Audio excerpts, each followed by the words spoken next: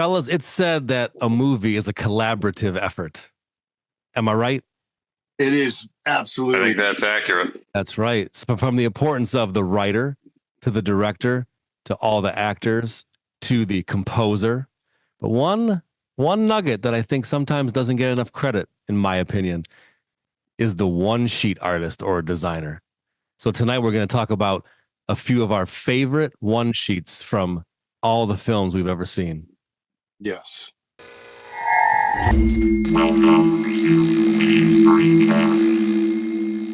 What's happening, everybody? This is V3Cast, episode 43. That's right, 43 episodes of V3Cast, and we're coming at you with our favorite topic, film, and specifically some of our favorite one sheets of all time. It's hard to nail it down to just a few.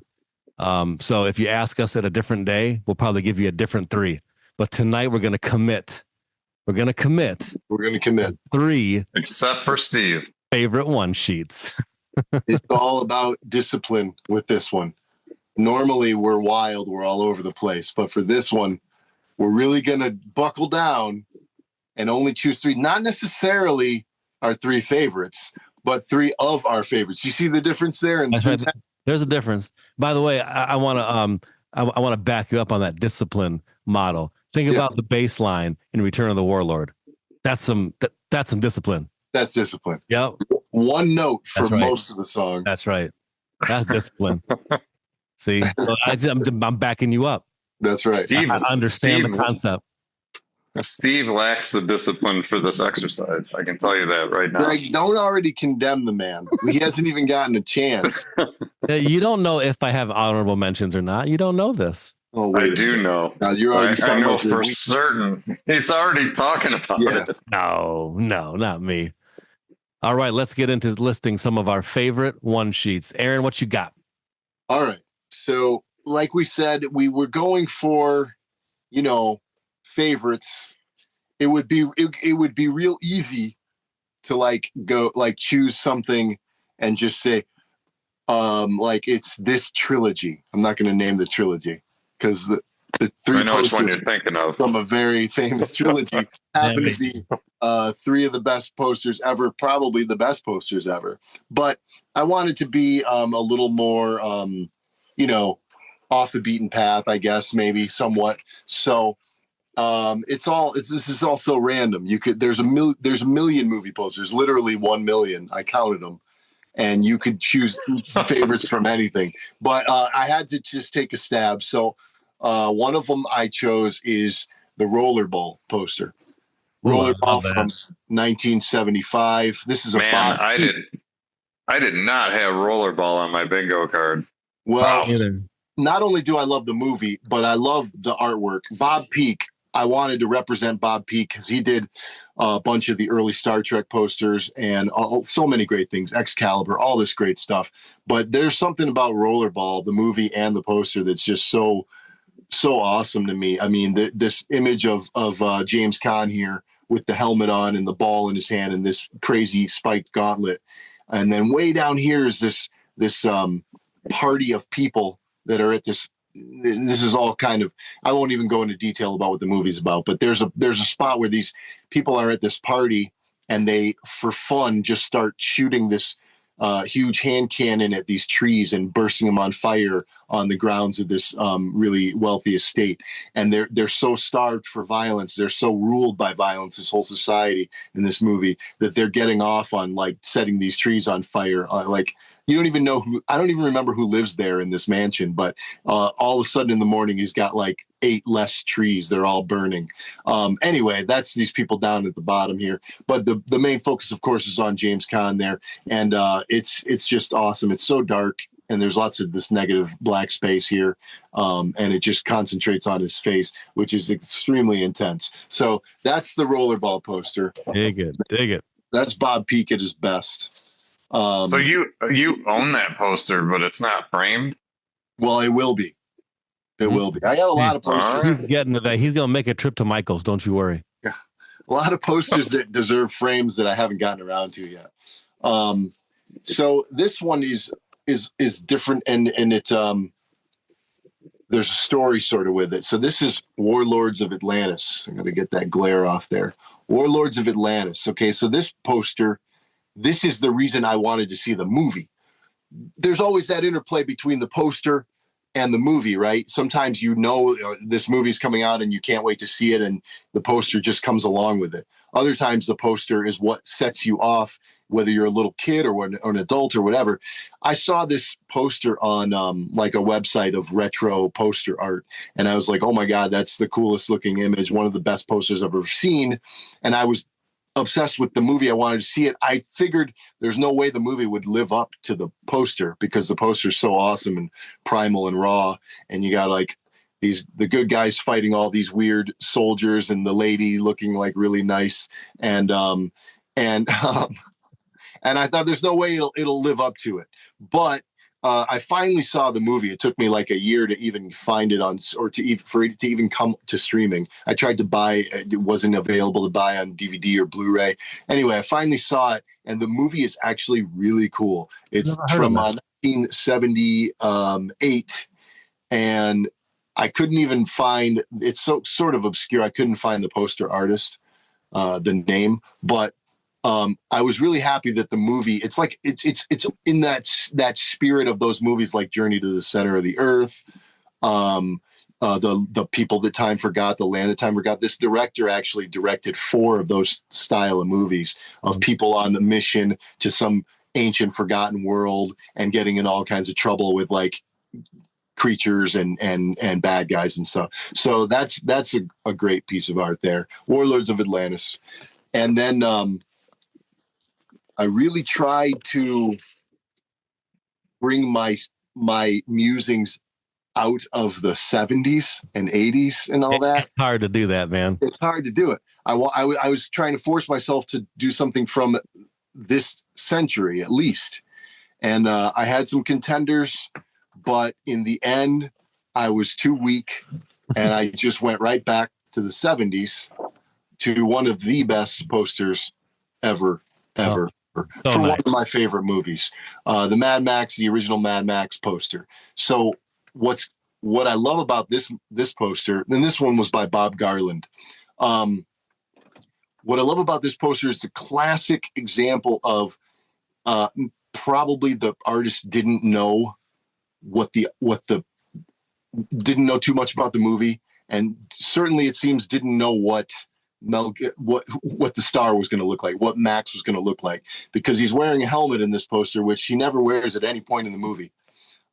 This was more like the motorcycle cop, who's like a supporting character, but this is Max supposedly, right? It's got to be Max, but it's a very different look from what he actually looks like in the movie, which I thought was really like when Slasher Dave did our album cover for Killer Cabbage, and it's like it's all from his mind. There's no scene in the movie where there's like trucks and all these things going through the desert with the cabbages bouncing, and all that stuff that he came up with was totally from his mind, and he didn't of a person who hadn't seen the movie. And it really reminded me of this poster, and there are many other examples like that where you can see that they were just going by the feel. And they did, like, for instance, that James Caan poster is clearly his face. But with Mad Max, it's the opposite. And so you get this awesome imagery, the maximum force of the future. You get this burned out wasteland and the guy standing on the car. And for anybody in Australia, when they saw this poster, in 78 leading into 79, they had to be super psyched for this because nobody had seen anything like this before, even close. American audiences didn't even see this movie until probably 83, after the Road Warrior Part 2 of Mad Max came out, because then they said, oh, wait, there's another movie. And then finally was released in America. And so who knows when they actually saw this poster, probably in the video store in 1984. And they said, oh my God, let's get this tonight. So talk about selling the movie. That's a great example. So I couldn't bring it out of even the 70s, but it's just a little flash. It's where we come from. It's a little flash in time. And I had to just go with my gut. Of course, if you ask me tomorrow, I could give you 3 other posters. Exactly. Yeah. Yeah. It's there's just so many fantastic one sheets that exactly what you said. And a different day, there'd be a different combination and a little bit different decades too. Right. Absolutely. Man, Aaron went way deeper than I did. Aaron did a ton of homework, and I'm like that kid that's cheating off of Steve. Like I'm busy looking at Steve's list. Right. I don't even think I know who did the artwork on mine. I don't know their names. So we'll have to do that in post. I do, except for one, because it's so obscure. Probably like the one that you had, Aaron, that I looked everywhere and one of them wasn't listed either. You can see it on the art, but I can't read what it says. But it is signed by the artist. But man, you ripped off so many facts and tidbits and bullet points. You gotta be thirsty, man. Tell me what you got to drink over there. I got myself. It's a Voyager 3 Classic. We call it Fat Tire. This is the beer we drink the most. Wait a minute, we call it that? That's what we call it, Fat Tire. We drank this in the studio whenever we'd go and record at Temper Mill. And I'm pretty sure that's the name of the beer, Aaron. They call it that. I mean, it says it, but when we talk about this beer, we call it that too. We call it Fat Tire. And I'm going to open it, and we're going to add our awesome reverbed out opening of the can in a second. Here it comes. There it is. Nice. I can always hear Aaron's. I just never hear Steve. Yeah, who knows how that works? I don't get it. All right. Well, I'm gonna share with you guys 3 random favorites of mine. And boy, did I try hard to get to the modern era as well, and I failed. So the first one is Flash Gordon. Oh, yes, came out in 1980, directed by Mike Hodges, and the artist is Richard Amsel. And when you look at that one sheet, it's got everything that you need. Big front and center of Ming, and of course Flash with the girl, and all the little scenes and characters that they hit in the film, and the cool like lightning on each side, little bolts type of thing. And fun fact is the very first Voyager 3 concert that we ever did, more than probably 12 years ago now, I kind of spoofed the Flash Gordon one sheet into our show poster, and it was for the Metro Times Hamtramck Blowout at Whiskey in a Jar, if I'm not mistaken. Yeah, I'm pretty sure that was the venue. In probably 2013, I think. Early 13. I've always loved that movie, that soundtrack, which by the way was done by Queen. I'm sure most people know that. One of my favorite scores. So that's number 1.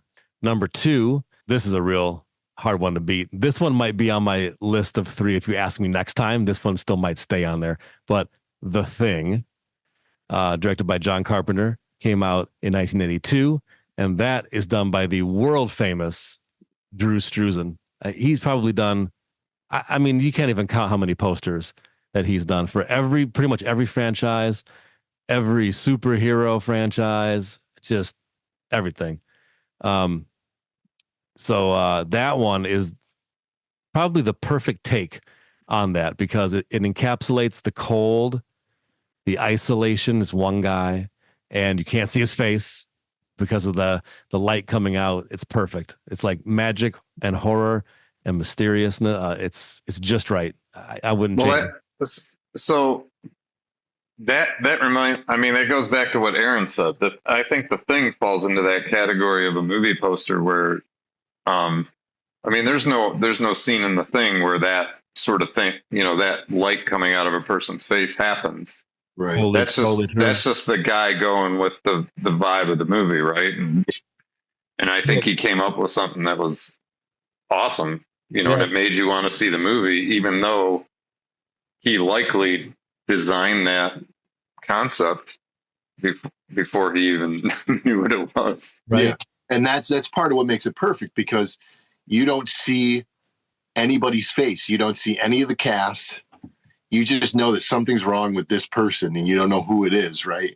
They don't give you any of the sort of comfort of like, of Kurt Russell's face and all the rest of the cast, like, oh, familiarity. It's like, no, you're completely alienated by that poster intentionally. And that's what makes it so great. I saw in the documentary that John Carpenter didn't even like the poster when he first saw it because he wanted something different. But dude, you got perfection. That's all there is to it. So. Right. Yeah, I mean, sometimes the director's too close to it, right? Yeah. And it takes like an outsider. That's why we always try to go to artists, to do our stuff. Because we're too close to it. If we were going to design something, it wouldn't be that good. Yeah, you want somebody that knows what they're doing and has that sort of vision. I never understood how artists do it. It's sort of like a superpower to me. But you want somebody that has that gift to take your idea and make it awesome, right? So. Yeah, I think that's what happened with The Thing, and then Aaron's example, with Mad Max, and I wonder too if Drew Struzan took a little bit of inspiration from two different things. The first one would be like a list of 4 bullet points that John Carpenter gave him. Right, it's going to be in the winter, Arctic. They'll probably have parkas on, or things like that, right? But then the other aspect is that if you recall the original Thing. I've only seen it a couple times and not super recently, but if I'm not mistaken, the way the logo presents itself in the original Thing is kind of like what's happening out of the hood of the artwork for the Thing remake. It's kind of like that light shining outward like that. So he maybe grabbed a little inspiration from the original Thing and mashed it with John Carpenter notes and his talent, and there you go. But yeah, whatever the case may be, it is a perfection. One sheet for sure. It is. And Drew Struzan is the master. I was looking at so many of his posters thinking of picking one of those, but I had to go a different route. But I knew somebody would have some Drew Struzan in this. Yeah. There's no way with 9 picks that he wouldn't be in at least one of them for sure. Right. All right. My last one is a bit obscure, but not for fans of Voyager 3, probably. It is the 1983 Lucio Fulci film, Conquest. Not only do I love the film, but that one sheet is absolutely incredible with this, demon robot overlord with the laser eyes. And of course, the girl in all gold with the snake. And our hero with the rabbit foot nunchucks. Love it. Love everything about it. And the logo for Conquest is absolutely incredible. I wish it wasn't already taken because the next Voyager 3 record would look like that logo, but it's already taken. Yeah. Now that's a movie. I would say that's a movie, and you would, of course, disagree with me, but that's a movie where the poster way overshoots the quality of the movie. Oh man, no. I know what you mean, but I still love Conquest. I love it, but I do know what you mean. It is. Aaron just pissed off the entire Conquest fan club. The second time I watched it, I did like it a lot more. The first time, I was just completely thrown. But I would say they were a little heavy-handed on the fog machine. Whoa, no such thing. No, way too much fog. I think that was there. There's a lot of fog in that movie. Budget issues they were trying to overcompensate for. Hey, that could be fog in there. And it also is complete with a wonderful Claudio Simonetti score, which I love and have on CD. And they recently put it out on vinyl finally. Well, actually, not even recently anymore. I think it was probably like 2018 or 19. And to me, that feels like recently, but it sure the hell isn't, unfortunately. Time keeps moving. It does. Yes, with the quickness, it keeps moving. Time is a magnetic Japanese bullet train. Yeah, it is. It is. When it goes by so fast, you can't believe just how fast it was going by. Right, and you better, if you're lucky enough to be on it, you better not get off because that means you're dead. Right. Like, the train's going one way; it's not coming back for anybody. Nope. When you exit that train, you're gone for good. Yeah, stay on the train. If there's any life lesson that Voyager 3 could give to the world is Stay on the train. Stay on the train because it's going to keep going with or without you. That's right. That's time. That's my metaphor. That's right. It's the space-time continuum. Yes. All right, Steve. Hey, what are you drinking there, man? Oh, I'm enjoying a little staple. It's something that I keep in the old arsenal here, on a semi-daily basis, and I like to crack one open after a hard days of work. I love myself the Dr. Pepper Zero. It does it doesn't steer me wrong, and believe it or not, I think I actually like it better than OG Dr. Pepper. Now I just gotten used to it. It doesn't taste diet at all. Oh my! And I tried regular Dr. Pepper, and I was like, I think I want my zero back. Oh dear, Jesus! What did they say? Shut the podcast down. Shut it down. What is the sweetener they use? I have no idea what kind of chemicals are in this thing, but they're delicious. What do you think the long-term effects of it are? That's a good question. Probably sausage fingers. Yeah. Cold sweats, hot sweats. Right. Let's see. Shortness of breath. I think that you don't find the long-term effects of the sweetener for the next 50 years. So by the time you're 100, you're probably going to be wrinkled. This is from the drink. Right. You're going to be wrinkled. You're going to have memory issues. You're going to have less hair. You're going to be stumped over. All these things when you're 100 years old are going to be because of drinking Dr. Pepper Zero. Right. No other reason. No. All right, Greg. Yeah. Remember when they came out with those chips that made you poop? Yes. The Olestra. Remember Olestra? Right. It was like a fat alternative or something, a fake fat. Yeah, and it just, it's just like passed right through you. Yeah. That's why you didn't gain any weight from eating a whole bag of chips. That's not a good look. No. What if you ate a whole bag of those like in the morning at your day job because you were just hungry and you're like, normally I don't do this, but I'm going to eat this whole bag of chips, fat substitute chips. And probably by 11:30, they're like, hey, Aaron hasn't been at his desk for 45 minutes.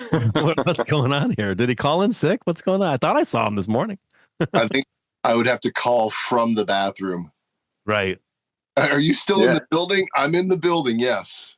But I can't come back to work. Yeah, and I actually can't tell you where I'm at because it's very Aaron would be like, I think you guys need to assign me a bed at this point. I'm in trouble. Can I throw something in here, though? Do you have an honorable mention? It's a dishonorable mention. Oh. Can I throw that in? I guess so. Before we get to Greg? Okay. Wait, if that's the case, then I'm going to throw in an honorable mention. Go ahead.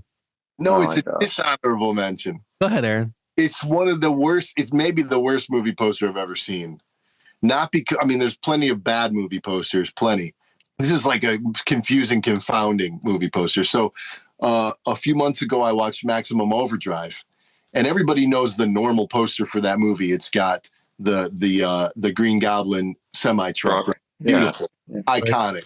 But when I was Googling stuff about the movie, there's an alternate poster where it has literally Stephen King himself, because he wrote and directed this movie. It's the only movie he ever directed from his own, and he wrote the material, of course.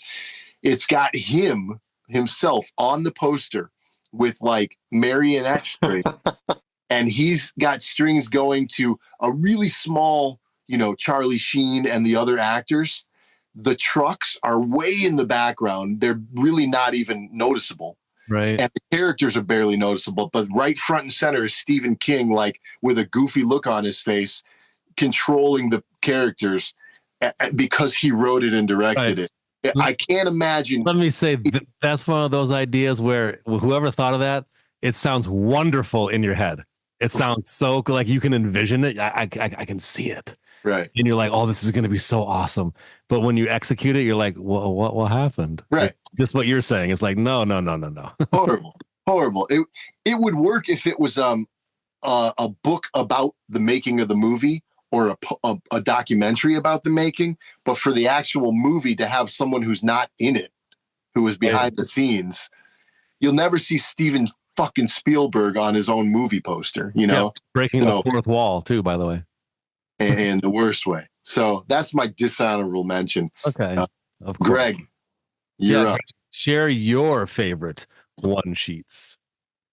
So I feel like I'm gonna let everybody down, but I'm sticking with the hits, man.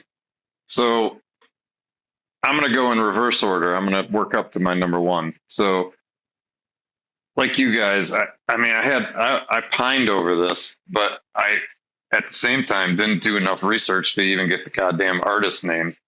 I was so busy trying to choose which poster I wanted to go with. I was like, I forgot that I should probably mention the person who did it. But all right, so number three for me is a movie where the poster made me want to see it. And honestly, when I first saw the movie, I didn't love it because the poster looked so awesome, and I don't think the movie lived up to it. But I'm gonna put a giant asterisk on that and say that now it's like one of my all-time favorite movies, and that's Blade Runner.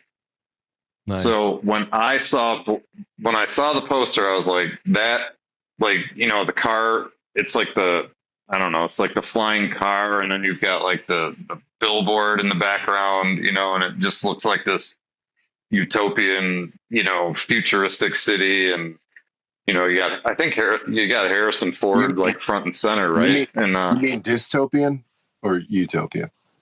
Well, yeah, maybe dystopian, whatever. You know the word I'm going for. All right, I'm just making sure. And a couple of cool lens flares always helps.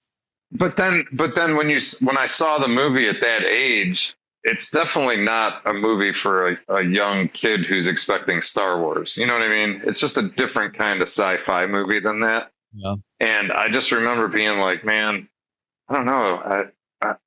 I guess I liked it. Yeah. But, you know, flash forward, you know, time has gone by, and now it's like one of my absolute comfort movies. So, so number 3, Blade Runner.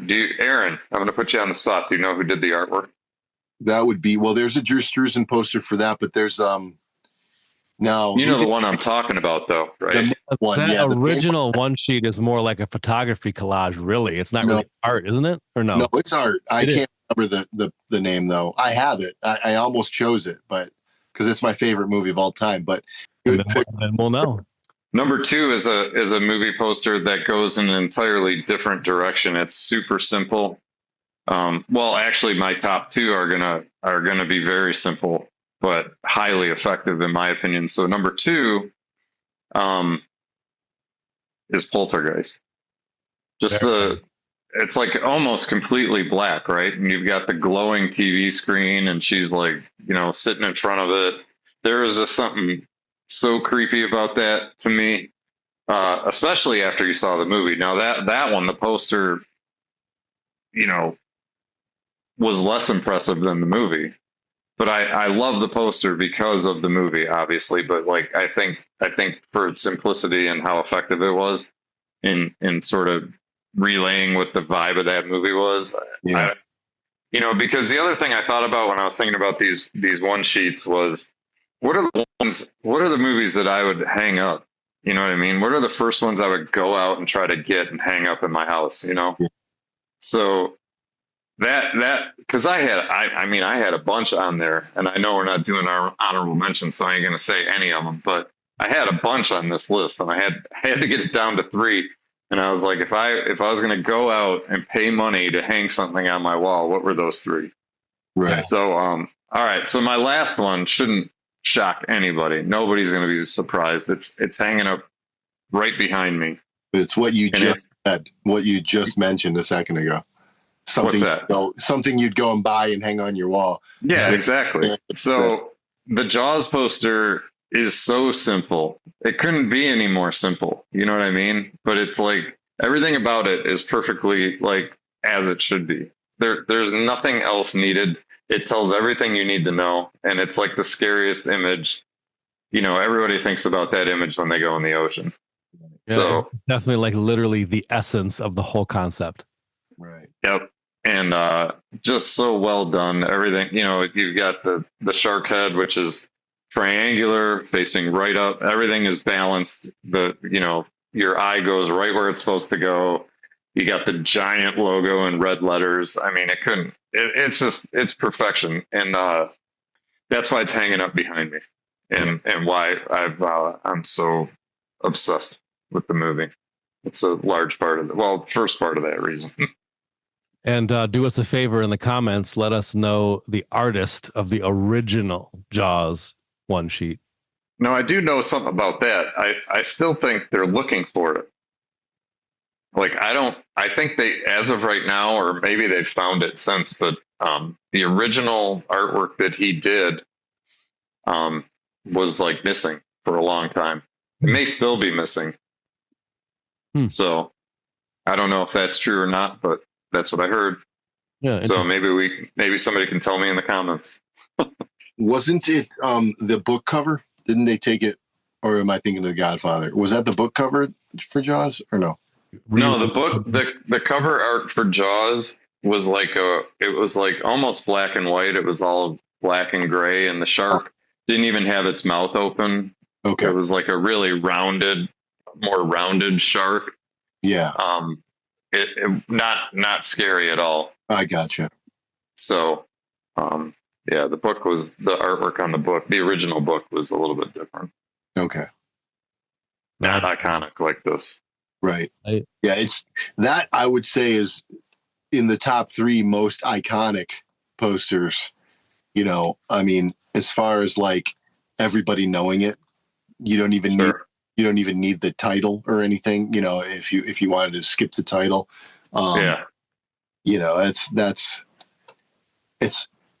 that's one of the best of all time. For sure. Yes, indeed. Hey, Greg, what do you got to drink over there? You know what? Tonight I'm into the War Pigs Brewery.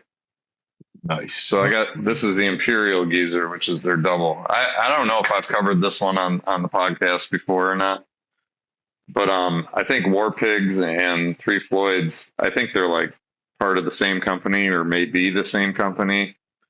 But you can't touch them. Their artwork's the best and their beers are the best. Yeah. So I don't stray far. Nice. Well, okay, I'll tell you what.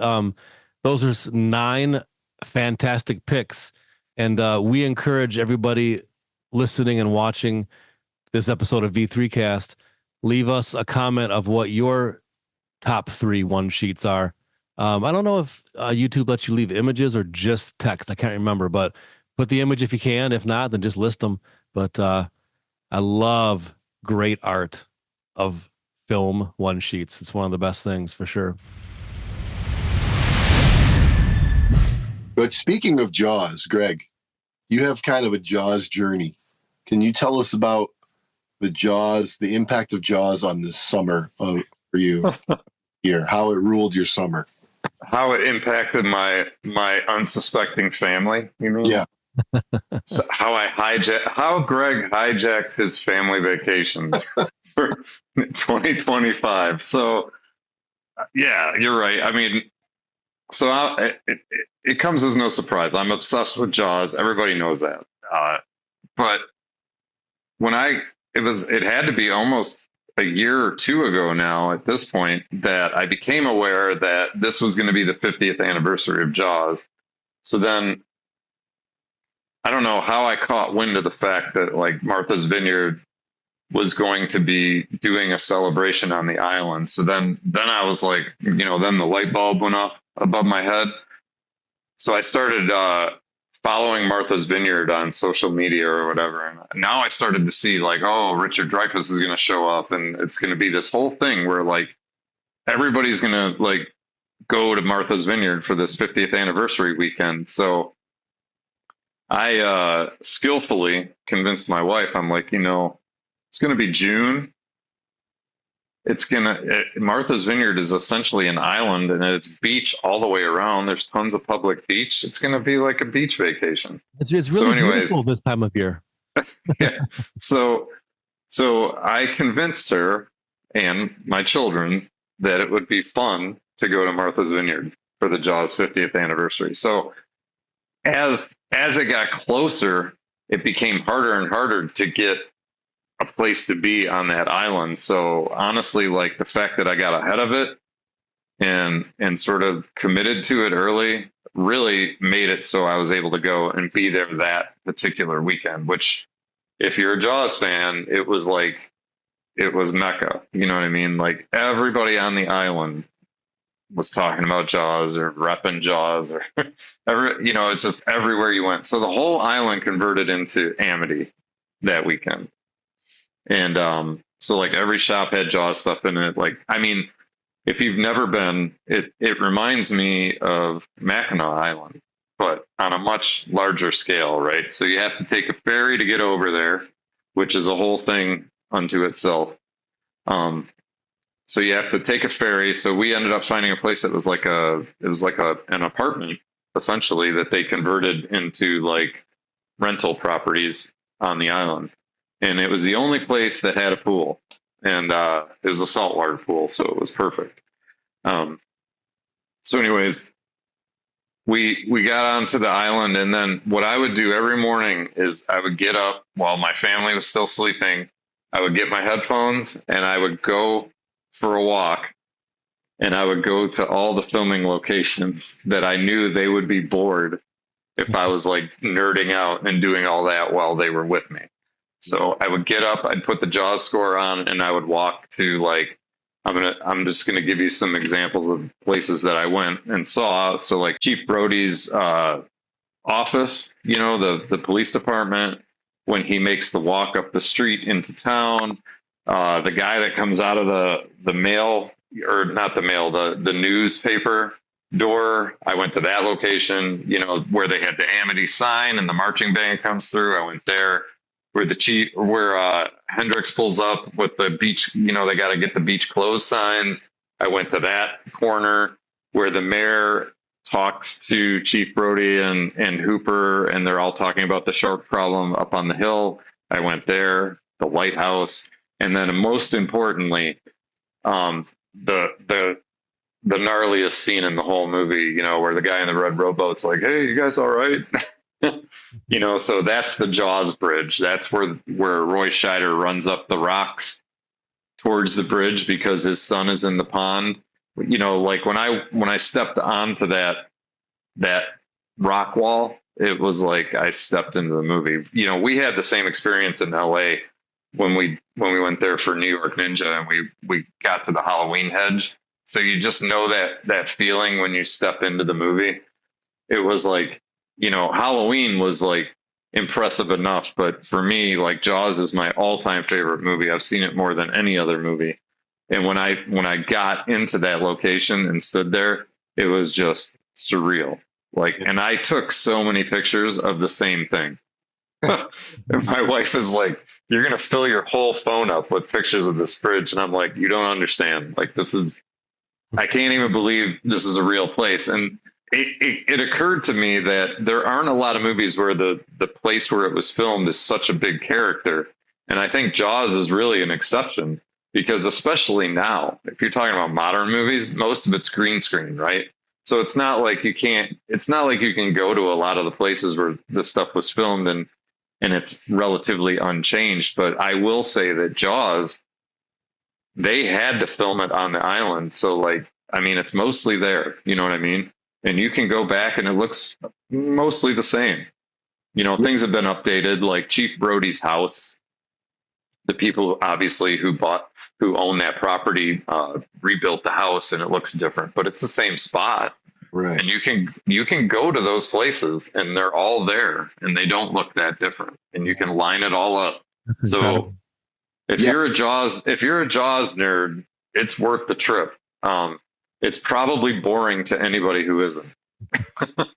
I was thinking about that. Like, there are very few places where they filmed on location so much in such a specific location.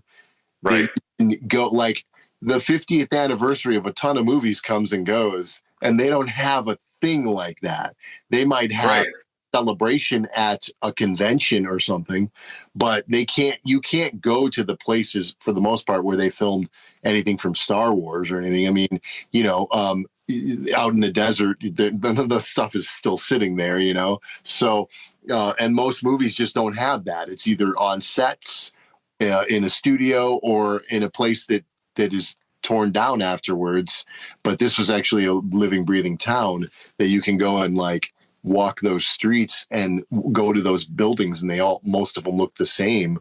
Once in a lifetime thing, you know, to be able to do that. Like, you can't do that for Blade Runner. You can't do that for, you know, most movies. So, Right. Yeah, I mean, you can't do it for Star Wars. You can't do it. You think of all the other like big blockbusters that, you know, there is, you know, I tell people this all the time. Like, once you go there, you realize that really the island is a character in that movie. You know what I mean? And so I can give you a couple like real life examples of things that you can do on Martha's Vineyard that are exactly the same as they were in the movie. So like the Chappie Ferry, you know, there's a little island right next to Martha's Vineyard, and it's called Chappaquiddick. And they call it the Chappie Ferry because it's a tiny little ferry that runs between Martha's Vineyard and Chappaquiddick. And that's the ferry that, remember, the mayor pulls his car on there and he wants to talk to the chief. And they ride it over, and then the mayor says, "All right, you can take us back now." So he like rode it over, never got off onto the other island. He just wanted to talk to the chief where nobody would hear him, you know? So undisturbed. So we rode the Chappie Ferry, got on it, paid whatever you pay, it took us over, and we got over there. And I told the guy, I'm like, "All right, you can take us back now." And he goes, "You don't even want to get off?" And I'm like, "No, I'm doing what he did in the movie. We ride it over there, and then we go right back." Right. So like you can't say that about a lot of movies. And then the other one I would say is the town hall there. So, you know, when Quint's in there and he does his nails on the chalkboard and he tells everybody that he'll kill the shark. Well, the desk that like all the politicians are sitting at, that curved desk, it's still there. My daughter and I sat at it. So you can get into the town hall on certain days of the week, and they'll let you go in there and sit at the desk. And then also the clock they have on the wall is the one that's in the background of the movie. So there's just like a lot. And like when they walk down, you know, that hallway they walk down and the chief bumps his head on the little plaque hanging down, all that stuff's still there. I'm glad you got to do it, man. It's never going to happen again. Like that was bucket list territory for sure. It's awesome. And that everybody made such a big deal about it. Like, it would have been, like, that's what I mean about it being different from other things. It would have been cool already if you just went there, if you went on vacation there. Right, just to go. Yeah. 50th celebration for a whole weekend or whatever, with everybody there for the same thing. Like, that's not going to happen for other movies, you know? So I had so many conversations with like people who actually live on the island. And then also people who were just like random Jaws nerds. So like I said, I would go out for a walk in the morning and I just have my headphones on and I'd be taking pictures. And you're inevitably going to run into somebody who's there doing the exact same thing as you. Yeah. So then you start talking to them about, oh, you know, I remember when I first saw it, it scared the hell out of me. I wouldn't even go like on paddle boats and lakes, you know, after that. And I just ended up like bonding and connecting with so many people. So a couple other quick things. We met some people staying at our hotel, and it turned out after talking to them for like 2 days, we would run into them at the pool. 2 or 3 days we'd run into them, and I ended up talking to the one guy because he was a musician, and him and I were talking about music and everything else. But like finally it came around, and I told him why we were there, you know, for the Jaws thing, and he told me, "Oh, well, you know, my wife, her childhood home is featured in Jaws 2. It's the exterior of Chief Brody's house in Jaws 2.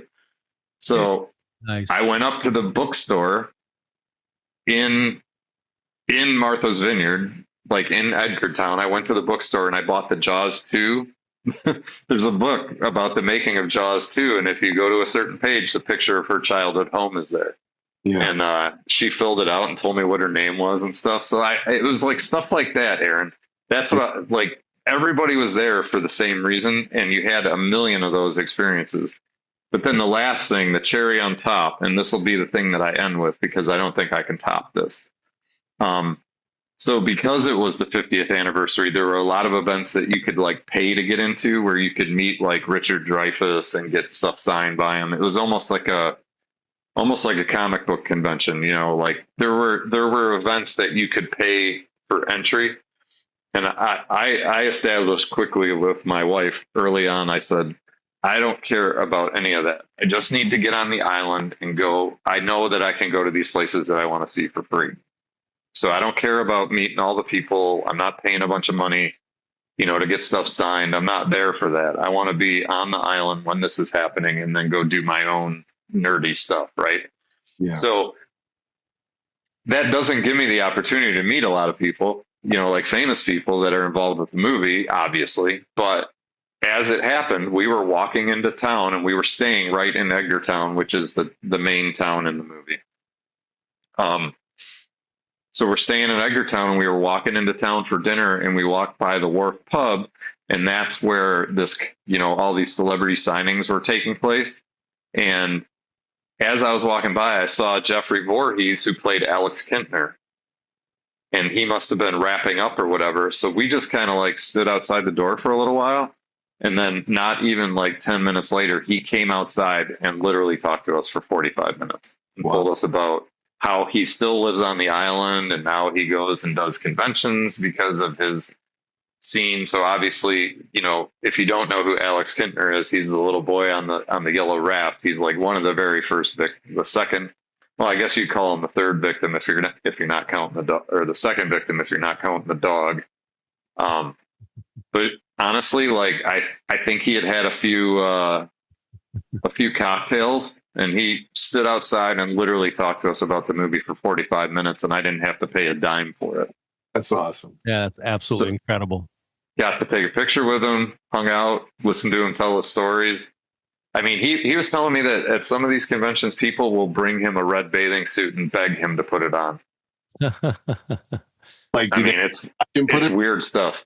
Yeah. How far do they take it? Do they want to like sit there and watch him put it on and take it off? Yeah, maybe. But he's a funny guy.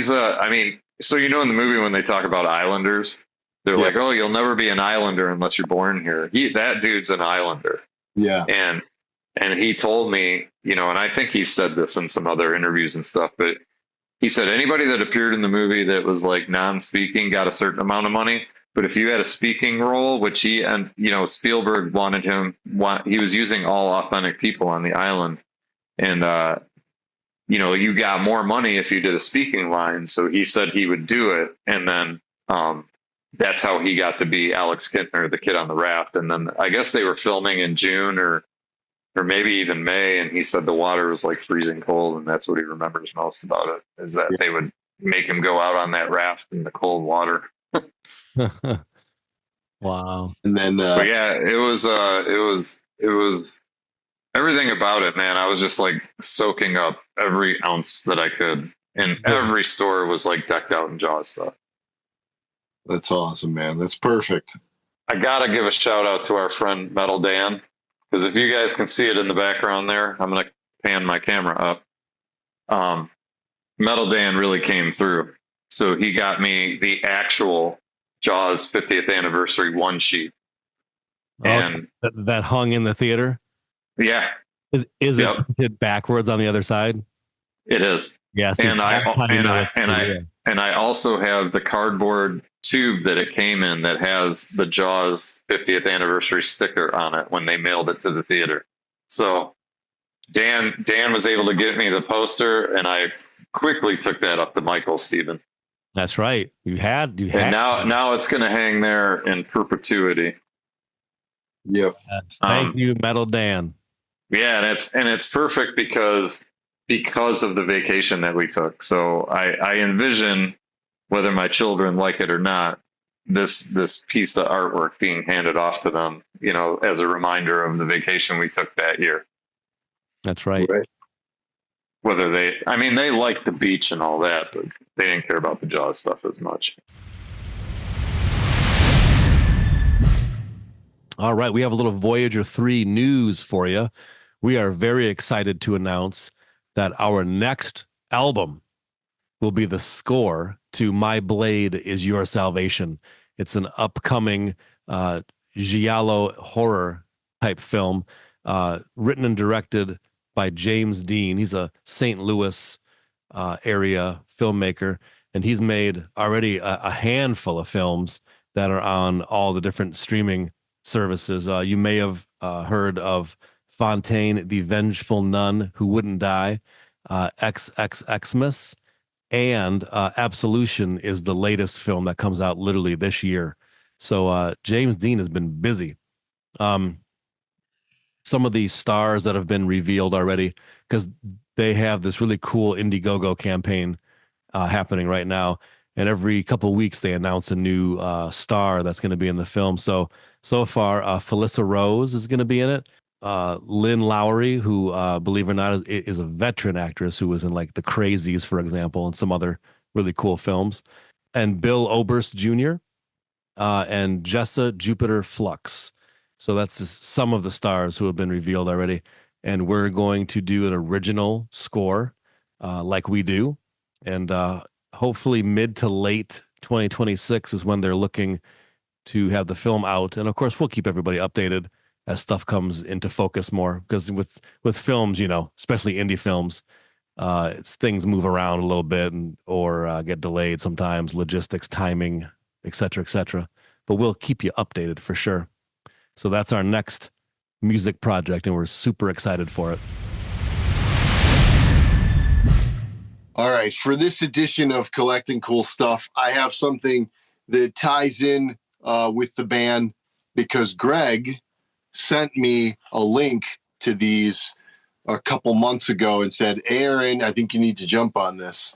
And so I immediately jumped on that. Ooh, dang. The Conan figures from the movie. This is when they're like all camouflage sort of and with war paint. And these are from Super 7, Reaction, of course. There's Conan, and here's his buddies. The artwork is always great for these Reaction figures. Trying to get the glare off there. So incredible. Yep. We got Sabatai and Valeria, of course. So yeah, that was cool. And they were like really discounted. Greg jumped on it when he saw them, and you could get the three of them for, I think, less than the price of what you'd normally pay for one. So ordered them within like 5 minutes, and that was it. There you go. So, there we go. I'm always out there pounding the streets for deals. Always looking out for his friends. That's right. Greg finds all the cool toys and the best drinks. Yeah. No doubt. Absolutely. So I kind of almost always get, for collecting cool stuff, it's almost always the Reaction figures. But that's because they're so damn cool, man. They are. They're made to be collected. And they really hit all the notes of all the things that we like. So you can't help it. That's right. So now here's the question. Are you going to take those out of the box, or are they staying in the box? That's the thing. I was always a take them out of the box kind of guy, but lately in my old age, I'm doing like more keeping them in the box. I don't know. I don't even really think I like that, but there's something about it. Like, so here's what you do. Cool. How do you take that out of the box? The artwork is part of the presentation. Yeah, for sure. What I need to do is put it on the wall, like how Steve has them in the studio. You know, that way you can display it. Right. But there's only so much wall space in here. You see, I got a lot of crap all over. I wouldn't call that crap. That's a man cave right there. Yeah, this is great. This is great stuff. It's a properly lit man cave is what it is. There's a big old Conan, and there's a little Conan. That's right. So what you do, Aaron, is you have yours that are in the box. So now the next time you go to Comic-Con, you know how they have all those like stands where those guys are selling like loose figures? Yeah. You just gotta be looking for like the loose ones, because that's what I'm gonna do. That's what I'm gonna do with those Ultimate Action figures that I got. Yeah. Because I want to play with them so bad. I want to take them out and like switch their heads around and pose them and do all that, but I ain't getting mine out. Yeah. Yeah, and if you're lucky enough to find a open one like that, I'm sure it's way cheaper too, right? Well, yeah, absolutely. You go to like Motor City Comic Con, and there's a guy that I think like almost his whole booth is like loose action figures. Yeah. So like anything that you've collected that you don't want to take out of the box, odds are that guy's probably got it loose, and it's, it'll cost you like a fraction of what it would cost if it was still in the box. There you go. So you have, and then you can get it out of your system. Yep. That makes sense. All right. Well, this has been another episode of V3Cast. We want to thank everybody for listening. And if you are into our podcast and our band, go ahead and like and subscribe. That helps us out. And check out all the music on your streaming platform of choice. And we have CDs and vinyl, all that good stuff. And until next time, let us know about your favorite one sheets.